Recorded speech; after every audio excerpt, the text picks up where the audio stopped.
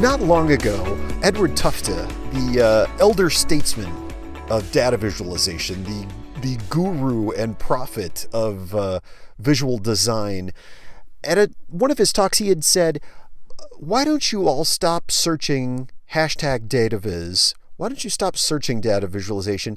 And instead, why don't you start searching for excellence?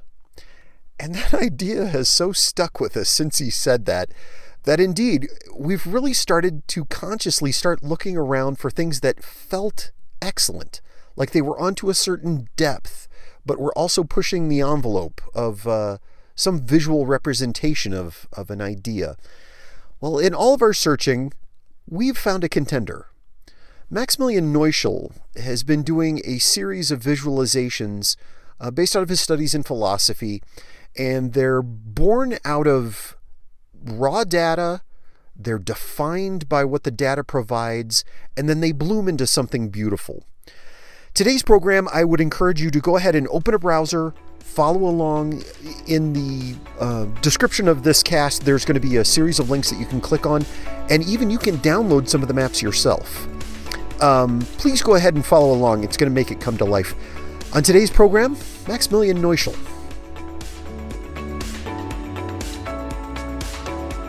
Can you tell me a bit about your past and how you came to the work that you're doing now? So yes, I study philosophy. I think one can see that in the things I do. I think my main interest in pictures is from my very early in my studies, from my engagement with Wittgenstein, when I was doing my BA thesis on the picture theory on language in the Tractatus Logico-Philosophicus, or the Theologisch-Philosophische Abhandlung, and his later work on pictures understood somewhere between real pictures and metaphors as a model for something how language works.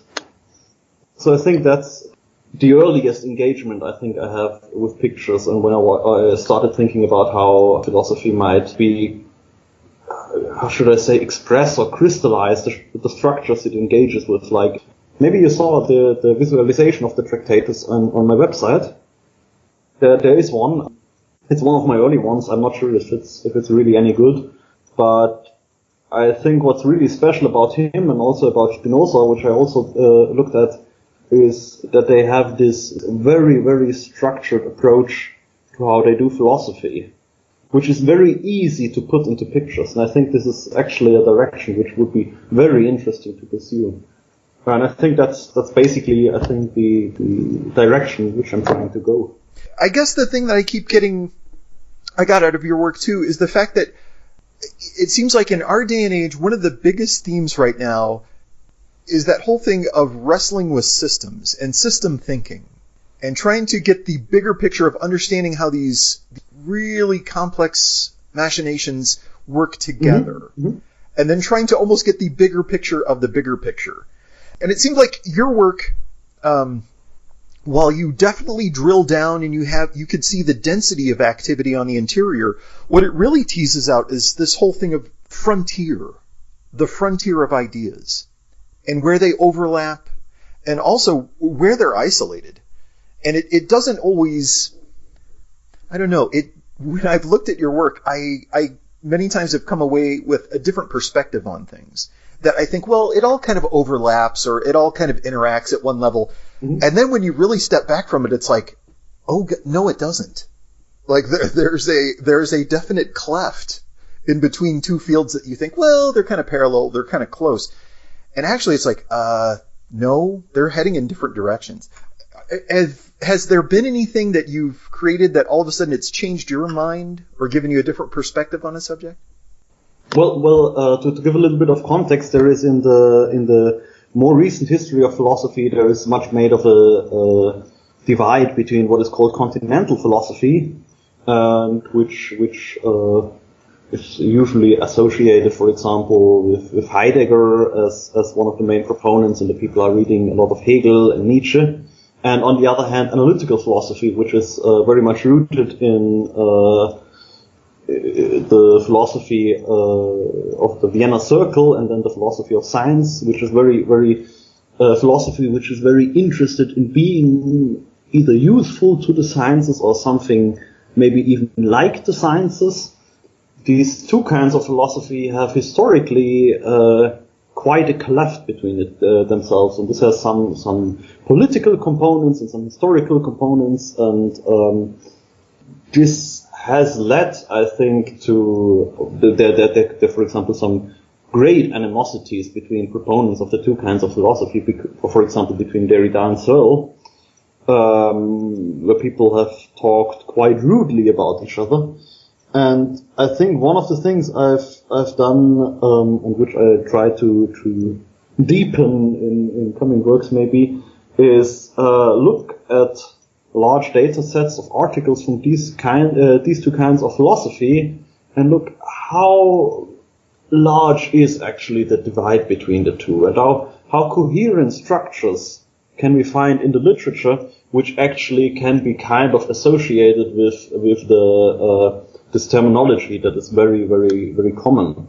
And what I found so far seems to suggest that there is a divide, that actually continental philosophy forms quite a clear-cut and dense cluster in philosophy as a whole, analytic philosophy less so, but that the divide between the two actually is not much larger, or the structural differentiation is not as pronounced as some other divides within philosophy, which are much less talked about. So, for example, epistemologists, the people who treat knowledge, and theorists of science actually interact nearly as much, or not as much as, so to say, as analytic philosophers and continental philosophers as a whole. So the divide, which is, I mean, it kind of depends who one asks about this, but which is still very much in vogue to talk about, actually is there, but is not that large and not that important as one might think. So I think that's, for example, something where one can actually look at this kind of data and actually see in the visualization, and also in the more formal analysis that one does of it, that actually we might have some false pictures actually about the discipline in which we move around. I was going to say that this kind of touches on how we were introduced to you, which was your work called The Structure of Recent Philosophy, and that's how we first found out about you. Yeah. And we'll provide a link for listeners that they could be able to see it, and you can actually download it yourself, for heaven's sakes, which is wonderful. But this is an instance. Oh, yes, you can. Yeah, please. I think the PDF is online, and you can also have all the code. I think it's online too if you want to reproduce parts of it or something. Oh wow! And so you took 50,000 articles, the major texts of philosophy. And then walk us through it. How do you end up making a map out of that? Okay, so what I did, I did take the citations that all of these articles had, the 50,000, and I began by doing some sampling. So I started with, actually, because I was engaging the question I mentioned earlier, I took a sample of, I think 8 journals, 4 analytic and 4 continental journals, very prominent journals, and I looked at what are the most cited publications in these journals, and then I took again a sample, I think, of 15,000 articles from these journals, and I repeated the process and expanded my sample to around 50,000. So I hoped to get a sensible representation of the discipline by this kind of snowball sampling. Then with this sample, basically, I took a quite common way of treating textual data, like some kind of bag of words approach, but I used it on the citation data. So every paper, of course, cites a lot of other papers, and I looked at which papers are cited, and then I calculated a distance function on it. This, I think, I used for this project. I think I used cosine distance, and there's some principal component analysis between this to reduce the data a little bit, and actually you can follow all this in the code if you want to. Exactly. Then I calculated how far each pair of papers is from each other. So do they have a sensible distance? Do they have nothing in common? Are they nearly identical in their citation patterns? And this distance function then is basically given to the or this distance matrix is then basically given to the UMAP algorithm by, I think, Ely and McInnes, which is a great piece of new software, which I really, really like, and which has really, how should I say, been very useful to me.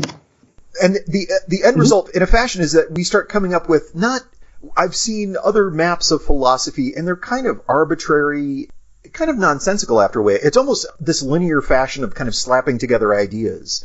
But you've actually made something where these clouds of content, their distribution, their proximity, there's reason behind it.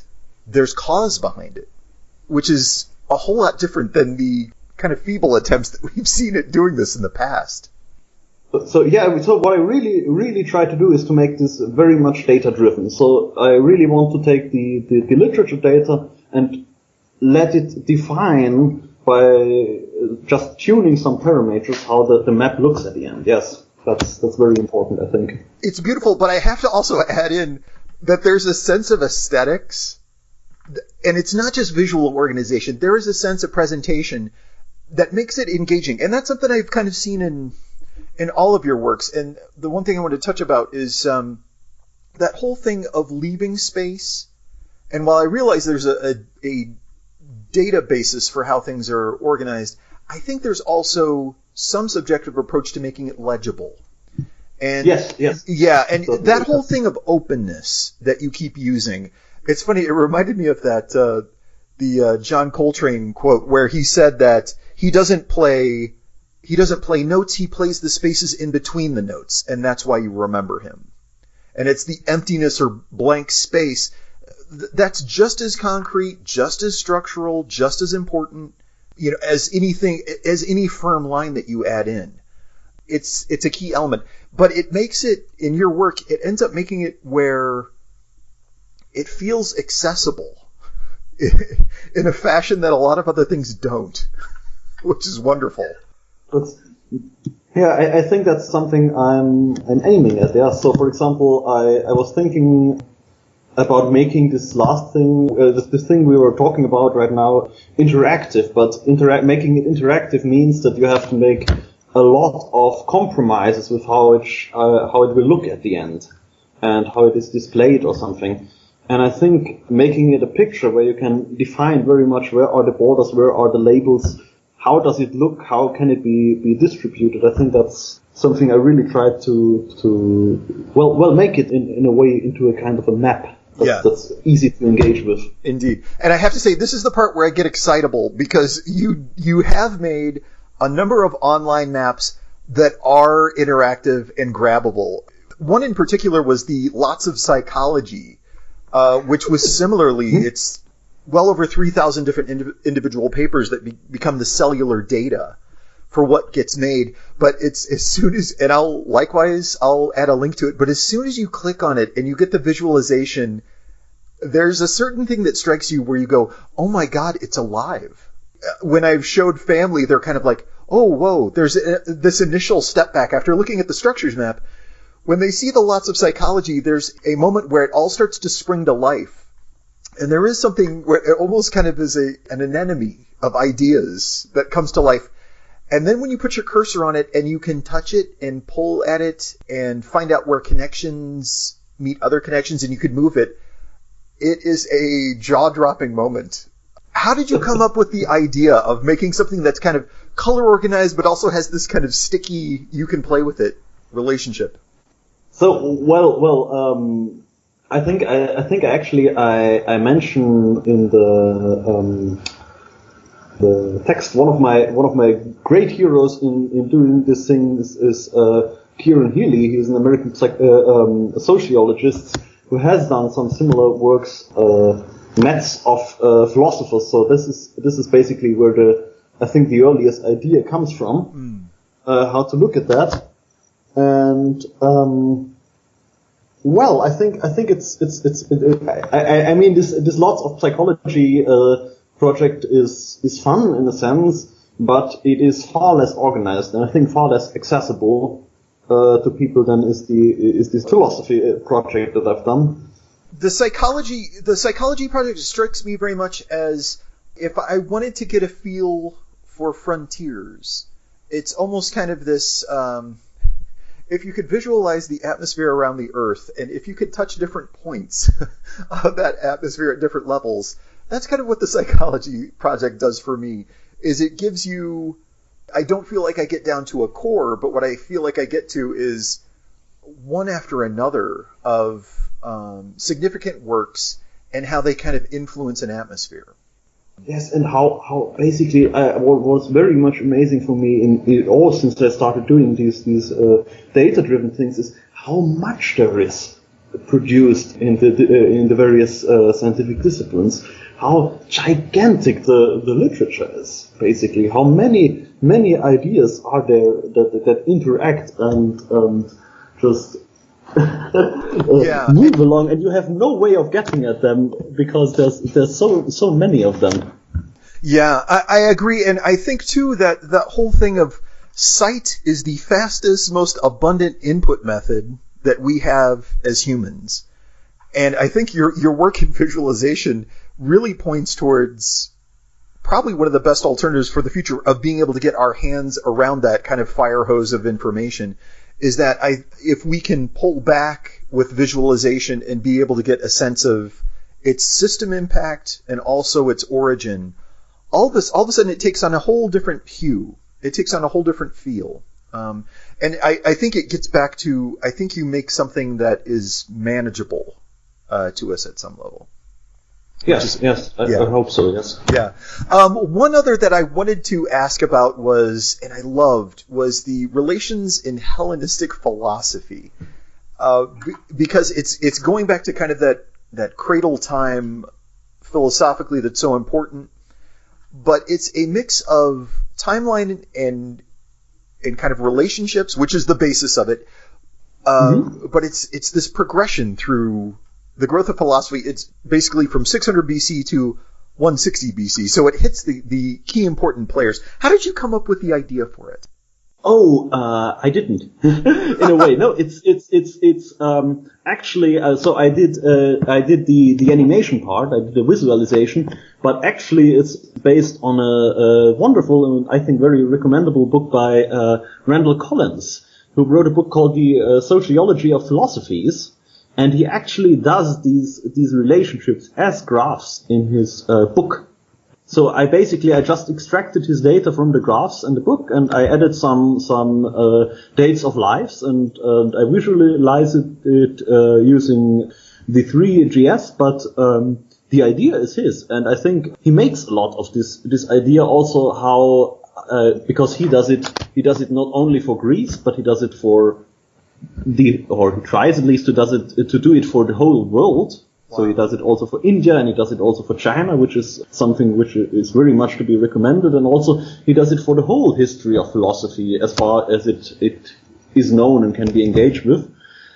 I think what he really brings out is the way that individual relations between people's interactions shape the way that thought progresses. And I think this is very interesting. Yeah, I love, in your visualization, you're able to actually I can grab Socrates, and I can pull him out to the edge to just see what interrelation there was, and what kind of, that sphere of influence and that sense of connectivity. And as the clock counts down to the left, we watch key figures appear and disappear, but it's that superstructure of relationship that becomes the most interesting thing to watch, as there's kind of this crescendo and decrescendo to where we finally reach the end. It's a beautiful and entertaining thing in many ways. I hope that at some point you can do more. And again, I guess it's just back to, for all of us people that tend to be visual learners, this is a way that almost instantaneously it all makes sense. It begins to come together to where I don't think I would have ever understood impact in the same way as when I watch one of the visualizations that you've done. Yes. Thank you. I think, for example, I just opened it and I'm looking at it right now, and I see you very much see, for example, how things crystallize around this figure of Socrates, and how he really serves as a catalyst for the, how shall I say, the whole development, because he interacts very positively with some figures and very negatively with other figures, of course, and this kind of engagement with a lot of people really drives then what happens afterwards, how the different famous schools of Greek philosophy are developed. Yes. If I was to ask if there are any ideas or anything that you've had on the horizon that you'd like to work towards, is there anything that you kind of feel a draw to as far as other projects? So yeah, I'm trying to do various things right now. One of the things I'm doing right now is something very similar to that, a structure of recent philosophy. So we're doing with friend, I think he's Italian, with an Italian economist, we're doing a structure of recent economy. So it's a very, very similar project in terms of the computer part, but we're trying to do it a bit more community driven. So we're trying to collect the data, of course, but then we're trying to, so in the structure of recent philosophy, I named the clusters myself, and I came up with the names, and this worked all right, I guess, but it brings a lot, or at least some problems with it. And so we're trying to do a survey with some economists and try to get them to name the clusters themselves. Okay. And to get a a broader and more rooted picture that is more rooted in the community. That's one thing we're doing. Wonderful. And I'm trying to do basically the same again for philosophy, but I would like really to get more data. So really try to expand that thing, and I'm not sure how I will do that at the moment, but maybe we'll get to that. And also I'm trying to do some work on producing, so this is also collaborative with Stefan Haselwimmer, who is doing concept spaces. So, and we are trying to get a lot of philosophical terminology and embed it and try to produce like a space of philosophical concepts.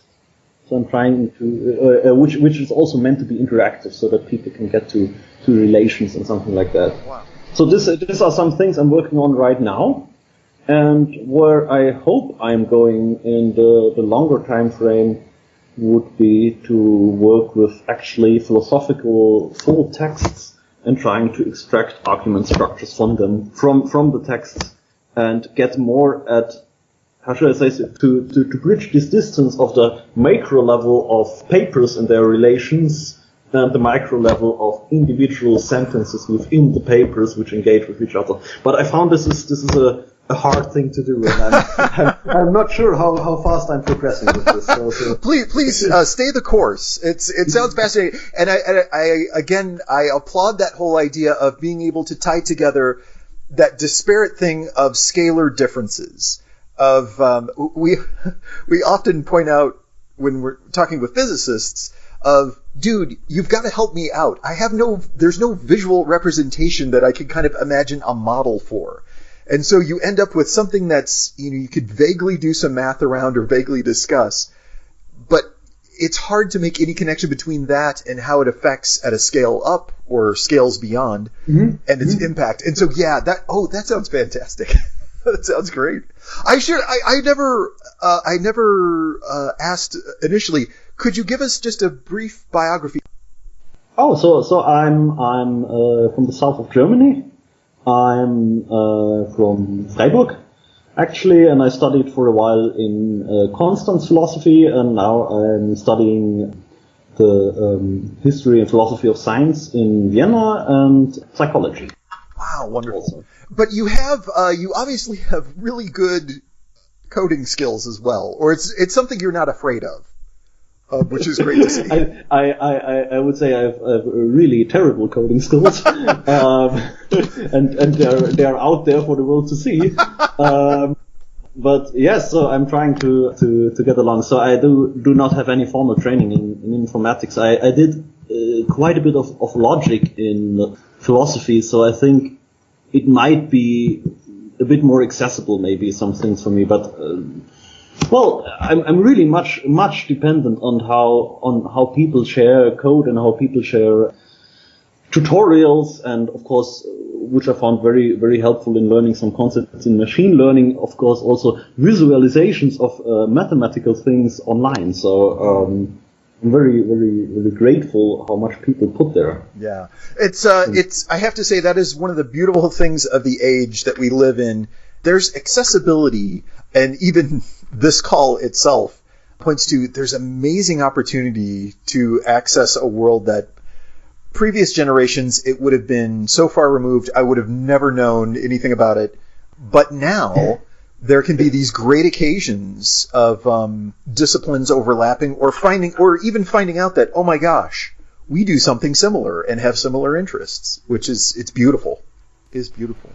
It certainly is, yes. Herr Noichl, thank you so much. I so appreciate your time. Thank you. Goodbye.